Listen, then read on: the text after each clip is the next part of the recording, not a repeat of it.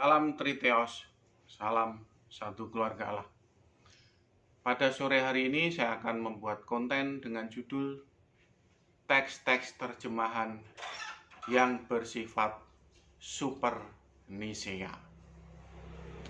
Sedulur Triteos, apa yang dilakukan oleh bapak-bapak gereja di dalam konsili Nisea itu menyebabkan mengarahkan atau menarik arus besar pemikiran bagi umat Kristen itu untuk bagaimana menggadkan Tuhan Yesus. Bagaimana membuat Yesus anak Allah itu di-upgrade menjadi hakikatnya itu setara dengan Allah Bapa. Jadi mereka tuh nggak ngerti implikasinya tuh seperti apa. Nggak mengerti dampaknya ketika Tuhan Yesus itu digadkan disetarakan dengan Allah Bapa itu seperti apa. Jadi ketika Allah Bapa itu sifatnya itu adalah sebagai prima causa yang transenden, sebagai energi kosmos yang Ein Sof, sebagai prima causa yang transenden. Nah ini beramai-ramai Bapak Gereja ini mendorong Tuhan Yesus mendorong Tuhan Yesus untuk naik setara dengan Allah Bapa. Begitu. Nah, implikasinya tuh fatal, bro, fatal ya. Implikasinya itu kita ini di dalam memahami teks-teks yang di dalam Alkitab itu menjadi ruwet. Begitu. Ya memang saya sendiri nih ya. Saya mencintai Tuhan Yesus. Saya berdoktrin subordinat dan mencintai Tuhan Yesus. Jika Tuhan Yesus ditinggikan setinggi-tingginya sampai satu hakikat dengan Allah Bapa saya ini enggak keberatan, bro. Bener. Enggak keberatan. Begitu loh. Nah, terserah panjenengan mau tinggikan setinggi apapun Tuhan Yesus itu saya seneng. Begitu. Nah, tapi yang jadi permasalahan ini pihak luar ini loh. Ada pihak luar yang menggoyang terus. Menggoyang kekristenan terus karena apa? Karena paham homoousios yang digulirkan, dikonsepkan oleh Athanasius di Nisea ini bertabrakan dengan ayat-ayat yang ada di Alkitab. Gitu loh. Sehingga apa? Sehingga kita enggak bisa terus-menerus bertahan pada doktrin ini. Karena apa? Panjenengan akan dijadikan bahan buli-bulian, bahan tertawaan dibuat sebagai lawak dibuat sebagai badut di dalam dunia apologet begitu. Dinilai sebagai orang yang enggak waras dalam berlogika. Bahkan itu kemarin itu saya sempat ketika berdiskusi dengan seseorang itu saya bingung sekali ini orang ngomong apa. Hanya ada satu Allah yaitu Bapa. Sekalipun anak itu bukan Allah, tetapi anak itu juga termasuk Allah juga. Bingung saya. Bingung. Hanya ada satu Allah yaitu Bapa. Walaupun anak Allah itu bukan Allah, tetapi tetap Allah juga. Gitu. Nah, siap-siap minum bodrek. Panjenengan bertemu dengan orang Kristen seperti itu, siap-siap minum bodrek. Begitu. Dan saya sebetulnya nggak heran kenapa orang Kristen memiliki pemahaman yang aneh seperti itu. Karena mereka ingin supaya tidak bertentangan dengan kitab suci, dengan Alkitab tapi sekaligus juga mereka tidak ingin bertentangan dengan homoousios, doktrin-doktrin yang digagas oleh Bapak Gereja di Konsili Nisea. Nah, jadilah makanya orang Kristen itu ketika berapologet di dalam Zoom atau di dalam grup WA, itu sangat aneh nalarnya. Nah, itulah yang ingin kita selamatkan. Kenapa muncul pergerakan e-movement atau pergerakan doktrin subordinat atau homoiousios itu tujuannya itu. Nah, supaya orang-orang Kristen yang jujur dan bagus nalarnya itu selamat. Ya, mereka yang sudah memutuskan ya untuk menjadi menjadi bulat gitu ya sudah gitu. Mereka menyukai kembuletan, mereka menyukai kenungsepan dalam berteologi ya sudah. Ya kita nggak bisa ngapa-ngapain, memang tuh free will-nya mereka, udah keputusan mereka, udah kehendak bebas mereka. Tapi kan di balik itu semua kan masih banyak ini orang-orang Kristen yang berjiwa jujur yang ingin lepas dari doktrin yang bulat. Ya, Anda yang memiliki jiwa jujur, yang ingin lepas dari doktrin homoousios, mari bergabung kepada doktrin homoiousios, doktrin subordinat triteos. Jangan ragu, jangan ragu. Maju terus, pahami, beresegesis tentang hakikat Allah. Maka panjenengan akan menemukan kebenaran di dalam Alkitab. Yang semakin parah ya di era zaman modern ini, yang semakin parah begitu. Itu terdapat teks-teks terjemahan ya. Teks-teks terjemahan ini. Jadi bukan hanya itu mewarnai doktrin homoousios Nisea. Jadi lebih dari itu. Jadi doktrin yang memiliki sifat itu super Nisea. Super Nisea. Ya. Oke, saya kupas satu demi satu yang ada di Alkitab. Kita coba buka di dalam Yesaya 9 ya. Yesaya 9 ya. Ayat 5 itu terjemahan baru, ya mungkin yang lama itu ayat 6 ya, tapi ya sama aja lah ya. Ini saya bacakan ya. Yesaya 9 ayat 5. Sebab seseorang anak telah lahir untuk kita. Seorang putra telah diberikan untuk kita. Lambang pemerintahan ada di atas baunya. Dan namanya disebutkan orang penasihat ajaib, Allah yang perkasa, Bapa yang kekal, Raja damai. Apa yang panjenengan pahami dengan membaca ayat ini? Apa coba? Saya ulangi lagi. Yang di bawahnya itu Bapa yang kekal, yang di atasnya seorang anak telah lahir. Apa yang panjenengan pahami ketika membaca ayat ini? Allah Bapa telah lahir. Allah Bapa telah lahir ya. Allah Bapa telah lahir. Ya. Siapa yang membuat terjemahan ini? Ya ini terjemahan Super Nisea ini. Ya. Super Nisea ini ya menyebabkan kita ini ya didorong untuk memahami ya, melebihi dari takaran Nisea itu sendiri. Begitu. Takaran Nisea itu segini gitu ya. Kita hidup di era Super Nisea, di mana terjemahan-terjemahan teks itu melebihi takaran dari Konsili Nisea. Jadi ketika kita membaca Yesaya 9 ayat 5 atau ayat 6 itu ya, itu Allah Bapa itu lahir menjadi manusia. Padahal dari zaman dahulu ya, tidak ada seorang pun yang berani mengajarkan demikian. Baik Tuhan Yesus sendiri, baik para rasul, baik para bapak gereja, baik di Konsili Nisea pun tuh tidak ada yang mengajarkan Allah Bapa telah lahir menjadi manusia, nggak ada. Nisea aja nggak ngajarin seperti itu loh. Iya.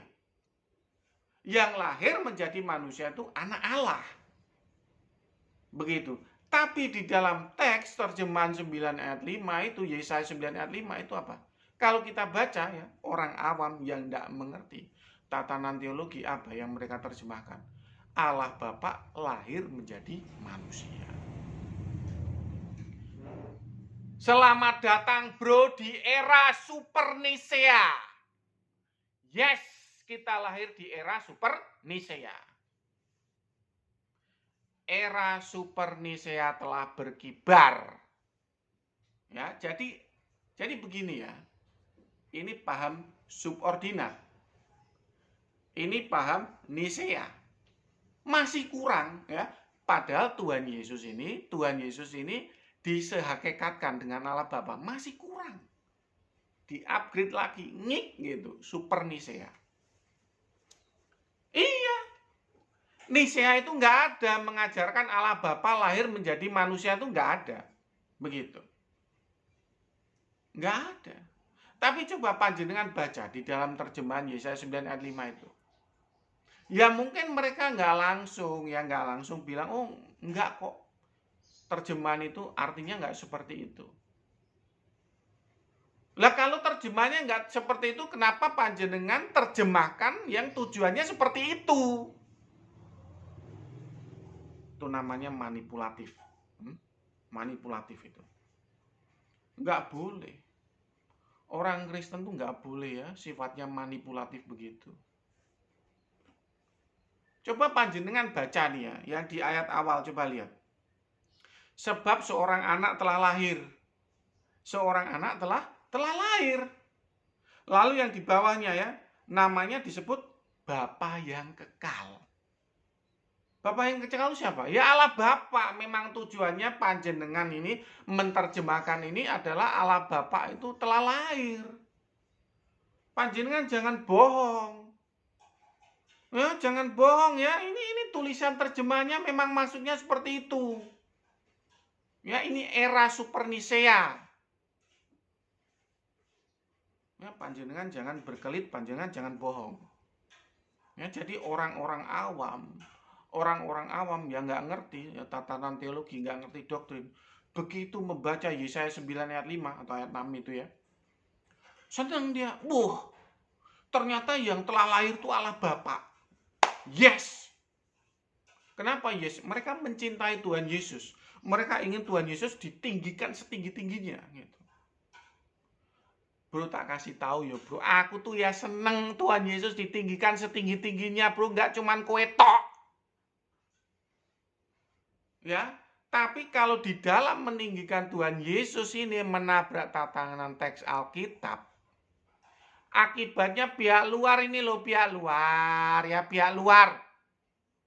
itu akan menggoyang kekristenan terus ya, ngerti kowe ora dul betul. Ya, goblok aja diborong terus. Nalar dinggo.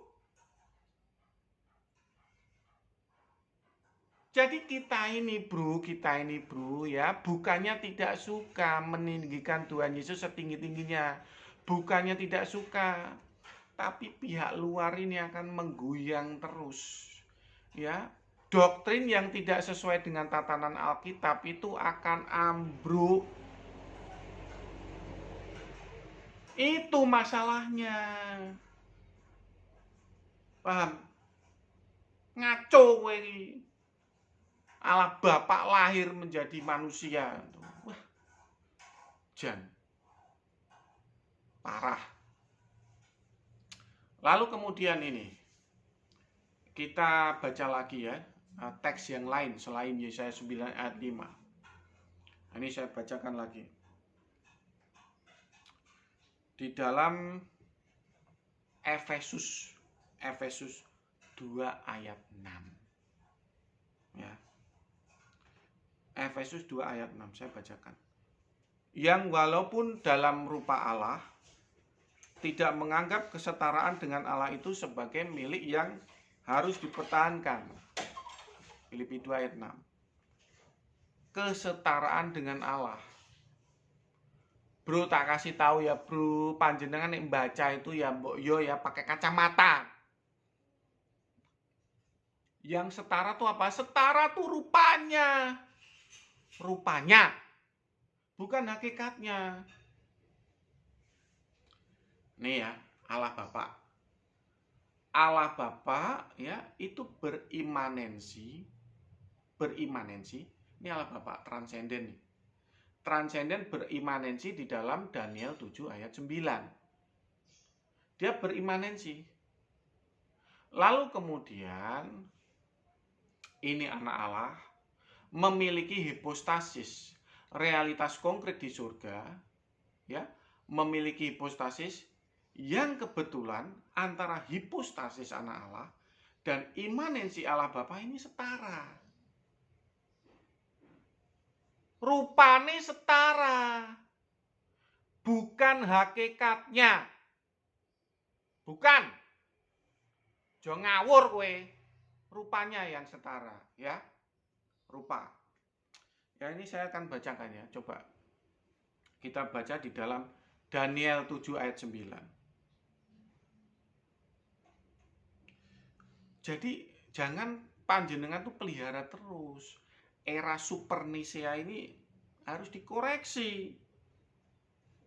Jangan terus-terusan memelihara era Supernisea ini ya. Karena membuat yang lain ini akan jadi bingung. Saya bacakan ya ini ya. Daniel 7 ayat 9. Sementara aku terus melihat, tahta-tahta diletakkan, lalu duduklah yang lanjut usianya. Pakaiannya putih seperti salju, dan rambutnya bersih seperti bulu domba. Kursinya dari nyala api, dengan roda-rodanya dari api yang berkobar-kobar. Lalu kemudian yang ayat 13 ya. Aku terus melihat dalam penglihatan malam itu, tampak datang dengan awan-awan dari langit, seorang seperti anak manusia. Datanglah ia kepada yang lanjut usianya, dan ia dibawa ke hadapannya. Jadi yang lanjut usianya siapa? Allah Bapa, imanensi dari Allah Bapa. Yaitu simetris dengan kitab Wahyu 4 ayat 2. Begitu, Bro. Ya. Jadi begini ya. Kalau di dalam kitab Daniel ya, Daniel 7 ayat 9 itu tuh penampakannya, detail penampakannya itu diceritakan itu tentang imanensi Allah Bapa. Detail rupa anak manusia nggak diceritakan. Kalau di kitab Wahyu itu terbalik. Ya, mengenai detail Wahyu 4 ayat 2, Allah Bapa yang bertata nggak diceritakan. Yang diceritakan malah detailnya anak Allah. Kebalik, Bro. Gitu loh. Mudeng, kebalik. Yang diceritakan tuh malah hipostasis atau realitas konkretnya anak Allah. Nah, kita coba baca di dalam Wahyu 1 ayat 13.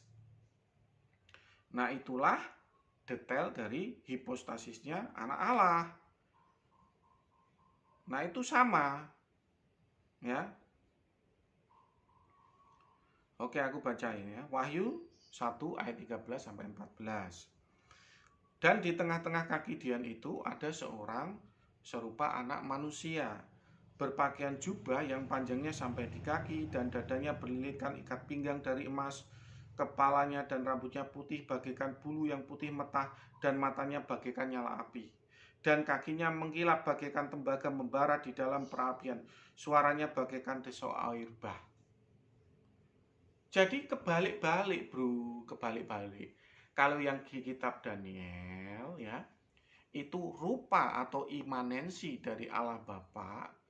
Kalau yang di kitab Wahyu itu adalah rupa dari hipostasis anak Allah.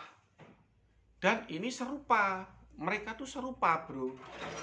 Sehingga apa yang ditulis di dalam Filipi 2 ayat 6 itu betul. Nah, rupanya tuh setara. Jadi yang setara itu rupanya, Bro, rupanya. Bukan hakikatnya. Mudeng. Rupa dan hakikat itu beda. Jangan disama-samakan. Bertobat kue dari era Supernisea, bertobat. Ya, bertobat, jangan dilanjut-lanjutin. Era Supernisea ini membuat kekristenan ini banyak nabrak tentang ayat Alkitab. Loh, Wahyu 1 ayat 18, Tuhan Yesus itu berkata dia telah mati. Sosok yang mati itu bisa nggak itu? Buat yang transenden prima causa? Nggak bisa. Nggak bisa, bro. Ya, nggak bisa. Nggak bisa. Ya, prima causa dan transenden tuh nggak bisa mati seperti kita, nggak bisa. Kalau panjenengan memaksakan seperti itu tuh banyak sekali nabrak ayat Alkitab. Membuat kekristenan ini akan dibully pihak-pihak luar, dijadikan bahan tertawaan pihak-pihak luar. Paham ya? Nah, ini era super Nisea ini harus kita hentikan. Hentikan. Jangan diterus-teruskan. Jangan. Hentikan. Ya, panjenengan yang mendengar apa yang saya sampaikan ini harus turut berpartisipasi di dalam menghentikan era super Nisea. Ya, paham ya? Lalu kemudian yang ketiga itu adalah di dalam Ibrani 1 ayat 8. Di dalam Ibrani 1 ayat 8 ini terjadi narasi yang luar biasa ini. Allah Bapa memiliki Allah. Allah Bapa memiliki Allah, yaitu anak Allah. Ini paham subordinat, ini paham Nisea, ini era super Nisea. Era super Nisea itu era-era orang nekat. Orang-orang nekat, teolog nekat, super ngawur. Coba kita baca ya di dalam Ibrani 1 ayat 8.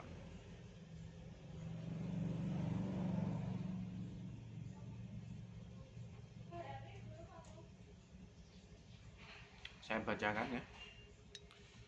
Ibrani 1 ayat 8, tetapi tentang anak, ia berkata, tetapi tentang anak, Allah Bapa berkata, tahtamu, ya Allah, tetap untuk seterusnya dan selamanya, dan tongkat kerajaanmu adalah tongkat kebenaran. Jadi apa? Allah Bapa punya Allah. Allah Bapa punya Allah. Paham subordinat? Paham Nisea? Paham super Nisea. Allah Bapa punya Allah. Siapa Allahnya Allah Bapa? Tuhan Yesus. Tuhan Yesus ada di sini, Allah Bapa ada di sini. Allah Bapa punya Allah, yaitu Tuhan Yesus.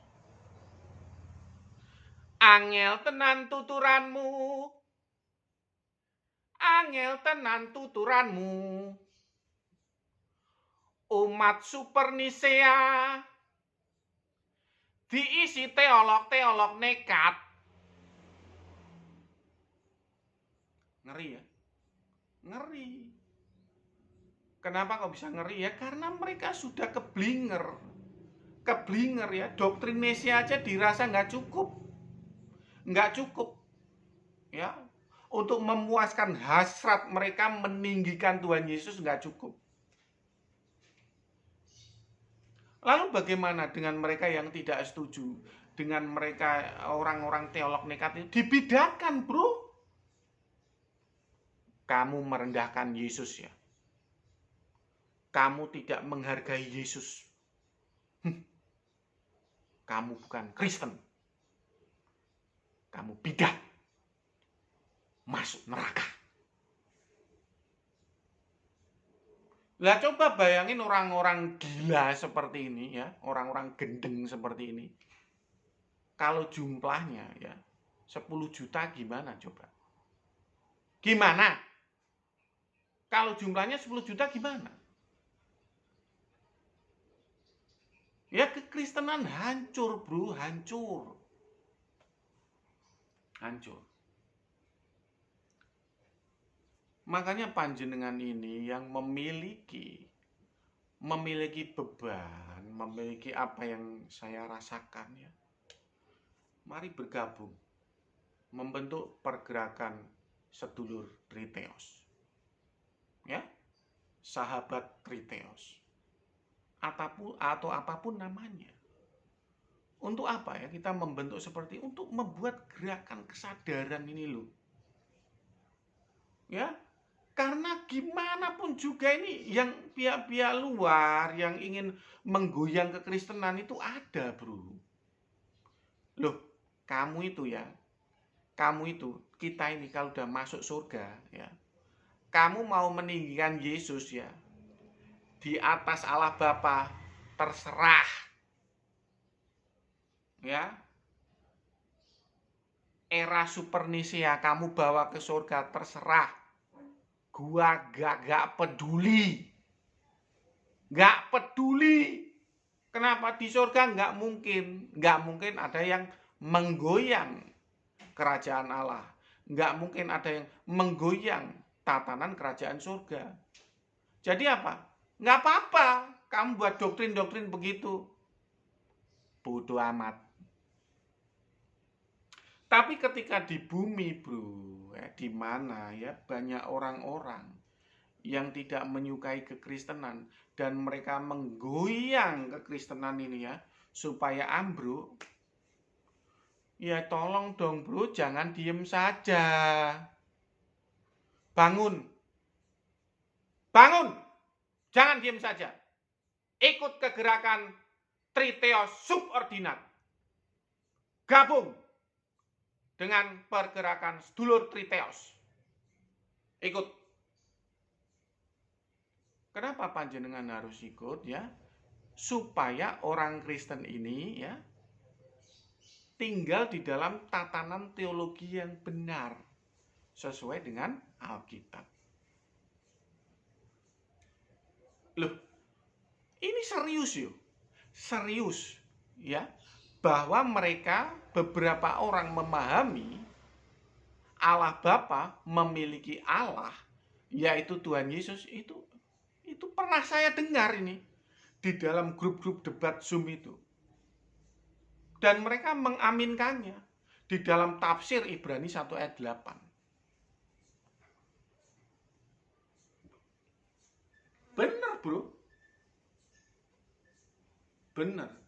Makanya kalau panjenengan ya turut prihatin ya dengan kekristenan ini, sebaiknya panjenengan bergabung dengan gerakan sedulur Triteos. Iya.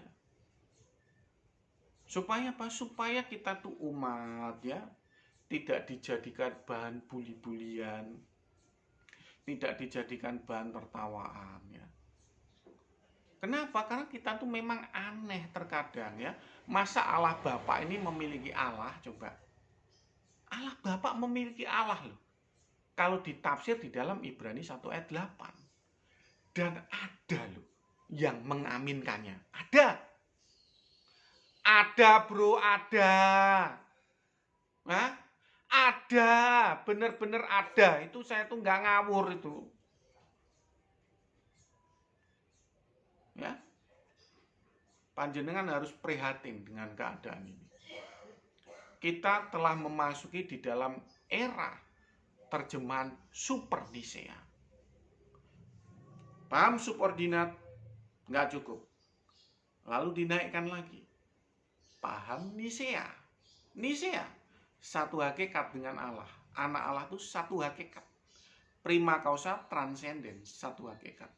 Masih nggak cukup. Kita masuk ke era Super Nisea. Ya, Super Nisea.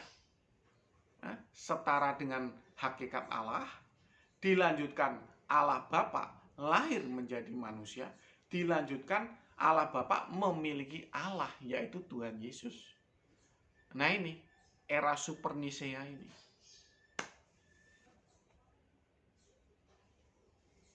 Ngerti ya? Nah era Super Nisea ini tentu saja memang didukung oleh teks-teks terjemahan itu yang tadi saya sebutkan. Nah, ini yang terakhir yang ingin saya jelaskan, teks terjemahan yang benar-benar menjadi penopang era Super Nisea. Yang benar-benar menopang ya, menopang supaya era Super Nisea itu tidak ambruk itu prolog Rasul Yohanes di dalam Yohanes 1 ayat 1. Wes itu. Wah, wes itu. Pada mulanya adalah firman. Firman itu bersama-sama dengan Allah. Dan firman itu adalah Allah. Udah. Itu prolog itu bener-bener itu menopang era Supernisea. Era Supernisea itu bener-bener ditopang oleh prolog Rasul Yohanes 1 ayat 1. Susah untuk merobohkan era Supernisea ini. Karena apa? Ditopang Yohanes 1 ayat 1 ini. Paling kuat, ya.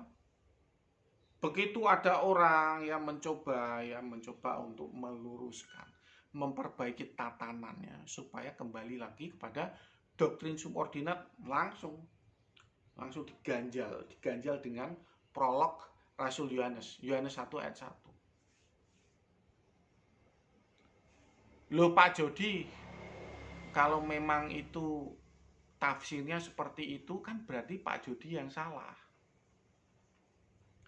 Loh masalahnya begini bro, masalahnya di dalam interlinear tuh nggak begitu. Di dalam interlinear tuh nggak begitu.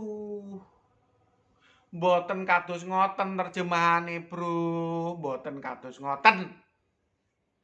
Ya panjenengannya hanya korban terjemahan, ya korban terjemahan karena nggak ngerti. Nggak ngerti ya, teks aslinya tuh nggak begitu. Teks aslinya hologos itu merupakan gelar bagi anak Allah.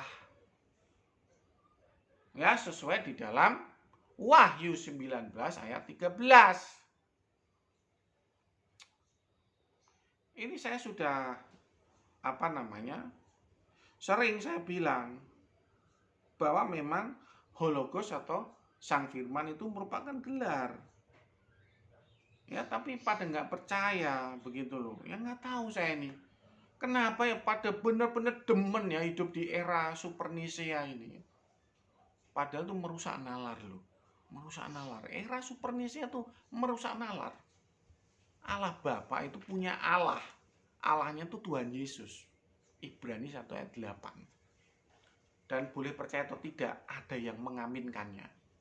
Ini saya baca ya di dalam Wahyu 19 ayat 13. Dan ia atau Tuhan Yesus memakai jubah yang telah dicelup dalam darah dan namanya ialah firman Allah. Namanya itu apa? Nama sebutan. Sebutan bagi anak Allah atau Tuhan Yesus itu adalah firman Allah. Atau kita sebut dengan istilahnya sang firman. Sehingga kalau doktrin triteos atau subordinat itu menerjemahkan ya, Yohanes 1 ayat 1, bagaimana terjemahannya? Pada mulanya adalah sang firman. Sang firman bersama-sama berhadapan-hadapan dengan Allah Bapa. Namun Allah juga merupakan sebutan bagi sang firman. Ditunjukkan di dalam Ibrani 1 ayat 8, Allah itu juga merupakan sebutan bagi anak Allah. Klop. Anak Allah juga disebut sebagai Allah. Tapi hanya itu sebagai sebutan.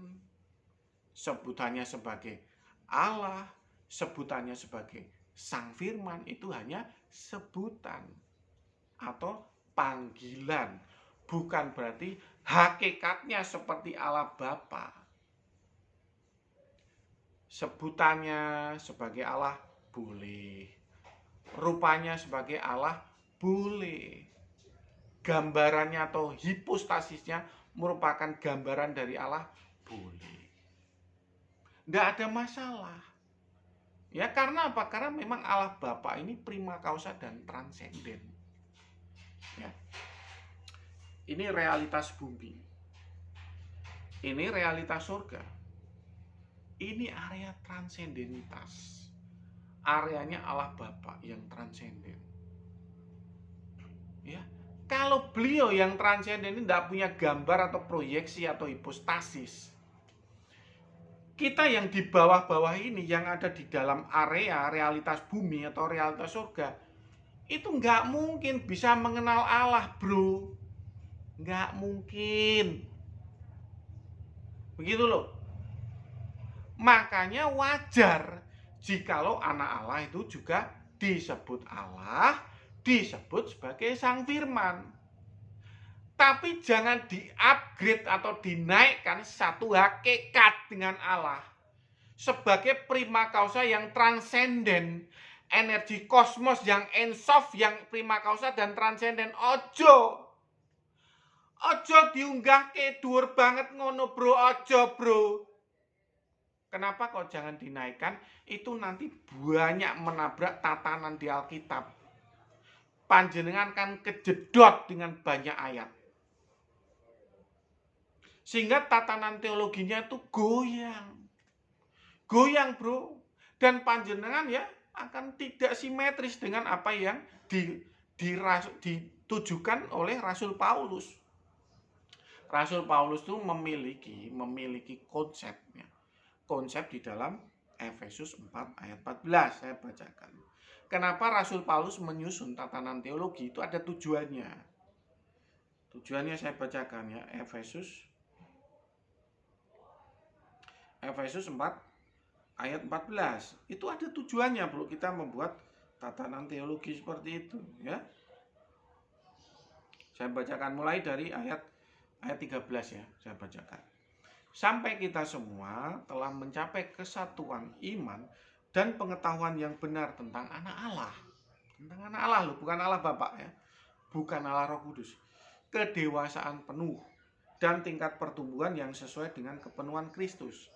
Sehingga kita bukan lagi anak-anak yang diombang-ambingkan oleh rupa-rupa angin pengajaran, oleh permainan palsu manusia dalam kelicikan mereka yang menyesatkan. Jadi rupanya untuk kita memperoleh pengetahuan anak Allah itu ada yang suka mengombang-ambingkan. Tentang Roh Kudus, nggak ada yang suka mengombang-ambingkan. Nggak ada. Tentang Allah Bapa juga nggak ada yang suka mengombang-ambingkan. Tapi tentang anak Allah ini banyak yang suka mengombang-ambingkan. Makanya panjenengan ya sebagai orang Kristen harus simetris, searah dengan tujuan Rasul Paulus membuat tatanan teologi sesuai dengan yang tertulis di dalam Efesus 4 ayat 13-14 tadi.